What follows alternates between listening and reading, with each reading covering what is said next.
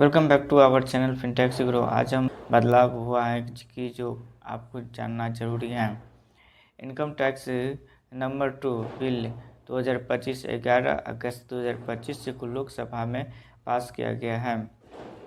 Income tax number 2 bill 2025 6 दशक से भी अधिक समय के पुराने इनकम टैक्स अधिनियम 1961 का स्थान लेता है। इसका उद्देश्य टैक्स पेयरों के लिए टैक्सों के सरल, आधुनिक और अनुपालन का सामान बनाना है। साथ ही संसदीय प्रवर समिति द्वारा की गई 285 सिफारिशों में से अधिकांश को इसमें शामिल किया गया है। विधायी यात्रा और पृष्ठभूमि। मूल इनकम टैक्स बिल 2025 13 फरवरी 2025 को पेश किया गया था और इसे सांसद वैजयंत पांडा की अध्यक्षता वाली एक प्रबल समिति को भेजा गया था। समिति ने 21 जुलाई 2025 को अपनी सिफारिशों प्रस्तुत की, जिसमें 285 सजेशन यानी सुझाव 32 प्रमुख रूप से चिन्हित शामिल थे। एक संशोधन संस्करण इनकम टैक्स नंबर 2 बिल 2025 11 अगस्त 2025 को बिना किसी बहस के प्रस्तुत और जल्दी उसको पास किया गया है। अब नए कानून बताते हैं, इसमें 10 नियम क्या है। फर्स्ट नियम, उच्च मूल्य छूट सीमा, हायर बेसिक एग्जाम्पशन लिमिट। अब इसमें क्या है, नया टैक्स रिजिम के तहत 12 लाख की इनकम टैक्स मुक्त होता है। 75,000 की मानक कटौती के साथ प्रभावी कर मुक्त सीमा 12.75 लाख हो जाता है। दूसरा संशोधन है 0 से 4 लाख नील रेट, मतलब 0% टैक्स। 4 से 8 5% टैक्स, 8 से 12 10% टैक्स और 12 से 16 15% टैक्स, 16 से 20% टैक्स और 20 से 24 25% टैक्स, 24 से ऊपर 30% टैक्स। सेक्शन 87 कैपिटल ए के तहत उच्च छूट टैक्स पेयर्स के लिए 60,000 तक की पूर्ण छूट या पेबल टैक्स जो कम हो। 4 में बताने जा रहा है कि सेक्शन में भारी कमी हुआ। पुराने अधिनियम में 800 से अधिक सेक्शन थी और नए अधिनियम में 23 अध्याय में 16 अनुसूची के साथ 365 सेक्शन है। 5 संशोधन बता रहे हैं, एकीकृत कर वर्ष अवधारणा, मतलब कि टैक्स ईयर। आसान समझ के लिए पिछले वर्ष और आकलन ईयर, मतलब कि असेसमेंट ईयर शब्द को प्रीवियस ईयर और असेसमेंट ईयर शब्द को एक कर दिया है, टैक्स ईयर से प्रतिस्थापित किया गया है। छठा बदलाव हम जानते हैं कि फेसलेस डिजिटल मूल्यांकन। सभी मूल्यांकन और अपील ऑनलाइन किए जाएंगे, जिसमें कि व्यक्ति संपर्क और उत्पीड़न की संभावना कम होगी। साथ में बताया जा रहा है कि बाद में रिफंड सीमा, टैक्स पेयर बिना किसी जुर्माना के फाइलिंग करने की सीमा के बाद भी TDS और TCS रिफंड क्लेम कर सकते हैं। बिल में सबसे महत्वपूर्ण संशोधन में से एक क्लोज 263 का संशोधन है, जो कि इनकम टैक्स रिफंड का क्लेम करने की पात्रता से संबंधित है। में एक प्रोविजन क्लोज 263 1 शामिल था, जिसका अर्थ यह लगाया जा सकता है कि कोई टैक्सपेयर केवल तभी रिफंड का दावा कर सकता है जब उसका टैक्स रिटर्न वैधानिक नियम नीति को या उससे पहले दाखिल किया गया हो। यह स्थापित एक्ट स्थिति से एक महत्वपूर्ण बदलाव का प्रतिनिधित्व करता है, जहां देरी से कठिनाई और अस्पष्टता पैदा होने की संभावना को देखते हुए नए पेश किए गए बिल में इस प्रतिबंधित क्लोज को पूरा तरह से हटा दिया गया है।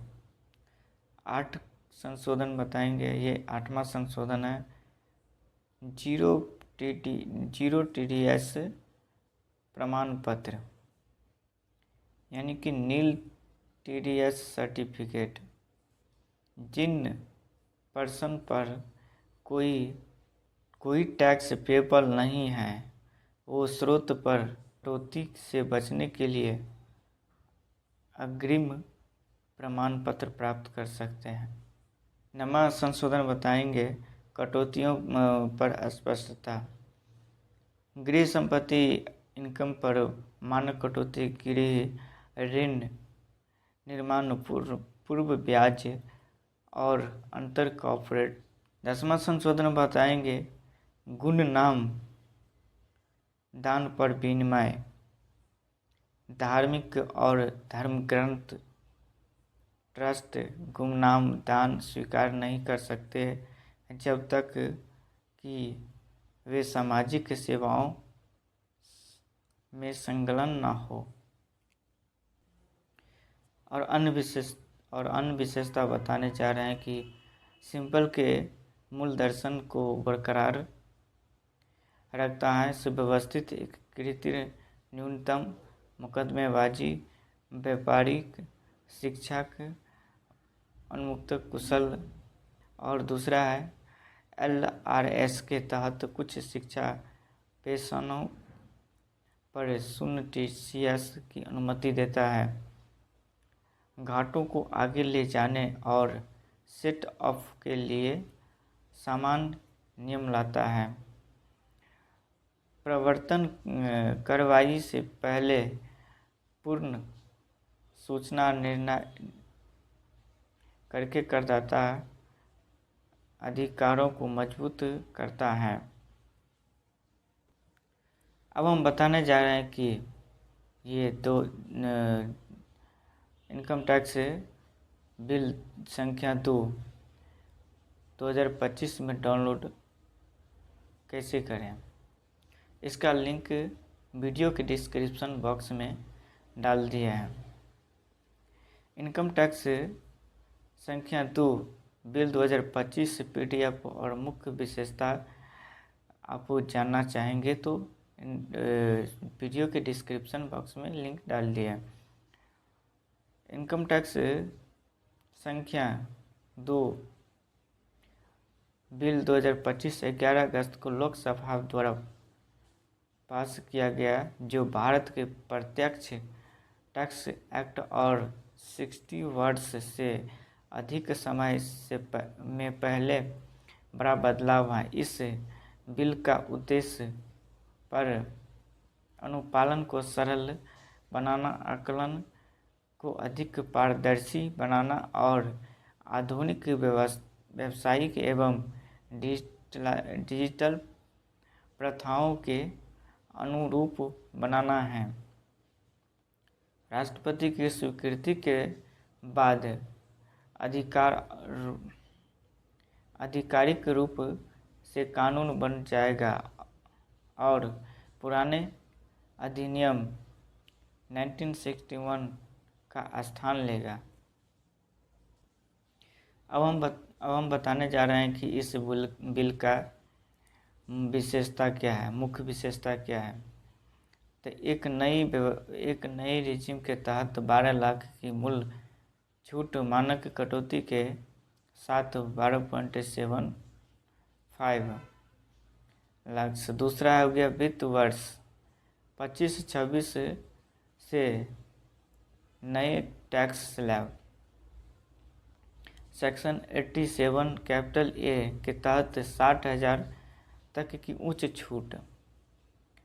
वेतन के लिए फेसलेस और डिजिटल मूल्यांकन, बिना किसी जुर्माने के समय सीमा के बाद भी रिफंड दावा की अनुमति। 6 में है जिस लोगों पर कोई टैक्स पेबल नहीं है उसके लिए 0% TDS प्रमाण पत्र उपलब्ध है। पिछले वर्ष में मूल्यांकन वर्ष के स्थान पर एकीकृत टैक्स ईयर धाराओं में कमी, यानी सेक्शन में कमी। 800 पहले थे और इसके बाद 536 सेक्शन हो गए। गृह में संपत्ति, ऋण और लाभांश के लिए स्पष्ट कटौती नियम। ट्रस्टों, गुमनाम दान विनिमय। अब हम बताने जा रहे हैं कि 12 लाख और 7.5 लाख तक की इनकम पर कोई टैक्स नहीं। सरकार ने मानक कटौती की नियम स्पष्ट किया है। वेतनभोगी करदाताओं के लिए एक महत्वपूर्ण अपडेट में भारत सरकार ने आधिकारिक तौर पर स्पष्ट किया गया है कि नई रिजिम धारा 115 कैपिटल ABC के तहत 75,000 की मानक उपलब्ध है। यह स्पष्ट टैक्स धारा यानी कि कानून संशोधन बिल 2025 के माध्यम से प्रदान की गई है और इसे नए इनकम टैक्स बिल 2025 में शामिल किया गया है। इस कदम का उद्देश्य किसी भी भ्रम को दूर करना और यह निश्चित करना है कि बजट 2024 में घोषित कर लाभ सभी को मिले। समस्या और समाधान। अब हम बताएंगे इसका समस्या क्या है और समाधान बताएंगे। हालांकि बजट 2024 में नई टैक्स रिजिम के तहत मानक कटौती यानी कि एग्जम्पशन को 50,000 से बढ़ा करके 75,000 करने की घोषणा की गई, लेकिन इनकम टैक्स अधिनियम में एक मसौदा तैयार करने की संबंधी चूक के कारण वेतनभोगी करदाताओं वास्तव में इस बढ़ी हुई कटौती का दावा नहीं कर पा रहे थे। संशोधन में इसे सही करते हुए स्पष्ट रूप से कहा गया है, वेतन शीर्षक के अंतर्गत देय आय की गणना 50,000 रुपये की कटौती के बाद की जाएगी, बशर्ते कि ऐसे मामला में जहां इनकम टैक्स कैलकुलेशन धारा 115 कैपिटल ए